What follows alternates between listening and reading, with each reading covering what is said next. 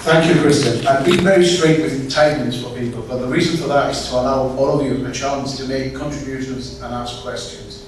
My final speaker is Zara Todd. Zara is from Transport for All, and I think it's really important that, you know, whatever public transport system we have, that it's open to each and every one of the people that live within our community. So over to you, Zara. Unlike the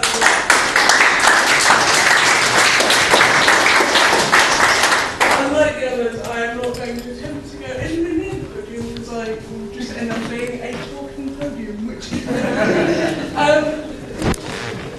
transport dictates my entire life. It dictates where I live, it dictates where I work, and it dictates what I do in my spare time.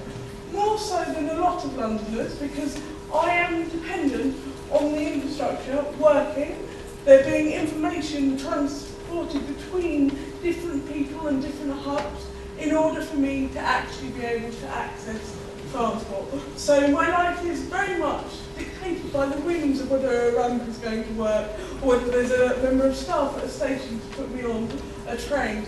I've been lucky or unfortunate to have grown up in London, and I've seen transport radically change in terms of access.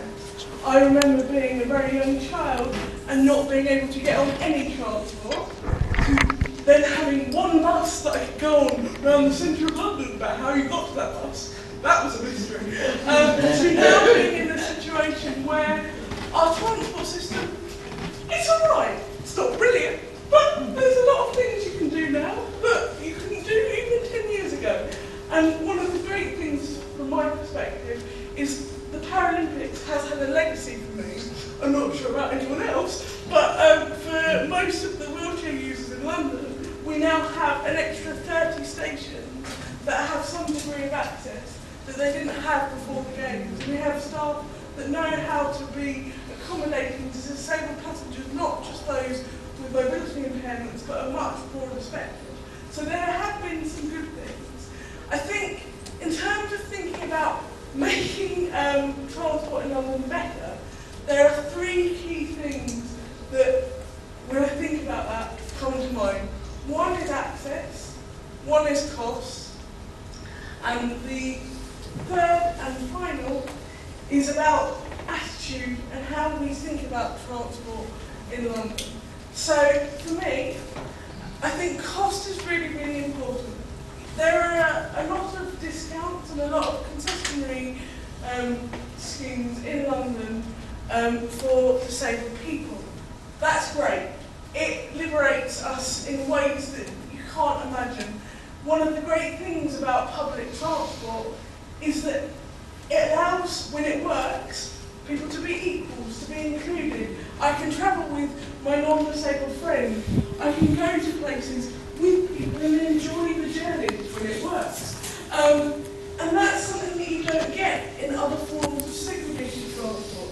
So it's brilliant. But then comes along something like Crossrail, as several of the speakers have mentioned, is a brilliant opportunity for London. It's not so brilliant if you have mobility impairments. At the moment, there are going to be 7 stations on Crossrail that aren't going to be fully accessible.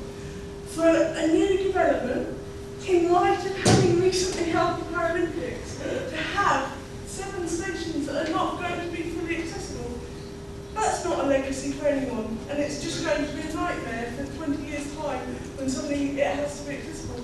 We should be building in access now, and Leanne, who is sat on the front row, has leaflets for a demonstration that Transport for All are doing on the 22nd of August to 29th of August to raise awareness about the need for fully accessible Crossrail.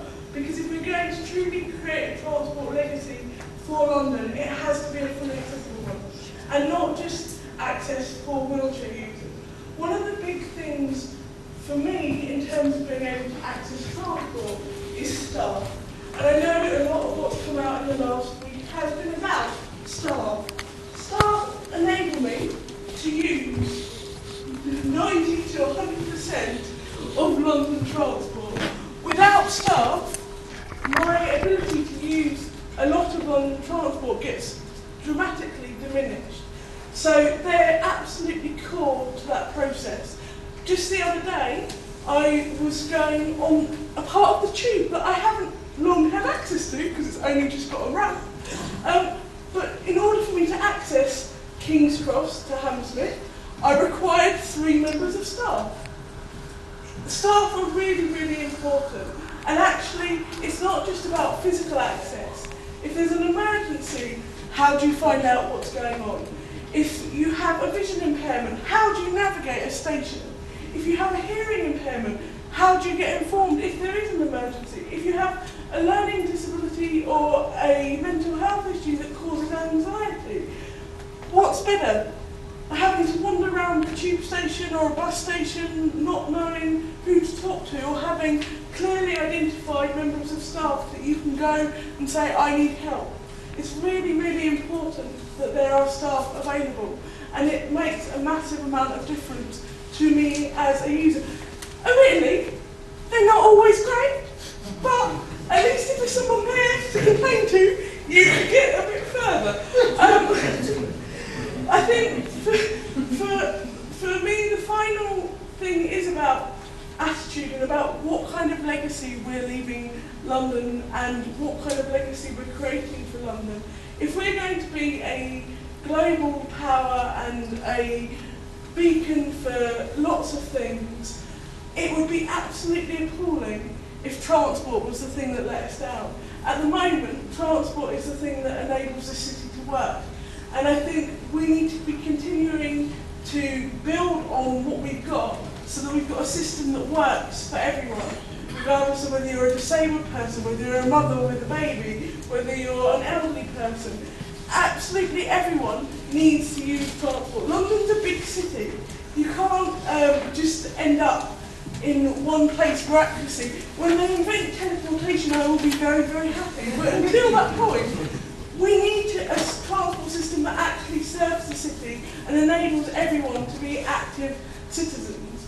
On my closing remarks, because I've had several bits of paper thrown at me,